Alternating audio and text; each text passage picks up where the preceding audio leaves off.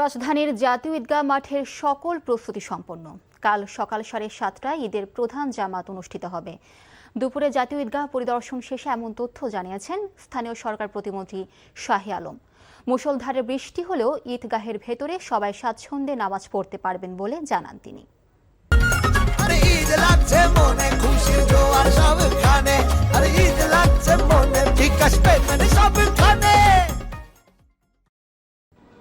মহামান্য রাষ্ট্রপতি এবং গণপ্রজাতন্ত্রী বাংলাদেশ সরকারের মাননীয় প্রধানমন্ত্রী জনাব তারেক রহমান এই জাতীয় ঈদগাহ ময়দানে পবিত্র ঈদের নামাজে অংশগ্রহণ করবেন। আমি ঢাকা নগরবাসীকে অনুরোধ করব,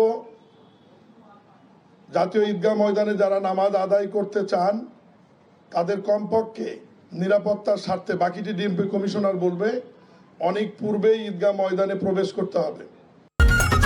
ঈদ লাগছে মনে, খুশির জোয়ার সবখানে, আর ঈদ লাগছে মনে, ঠিক আসবে মানে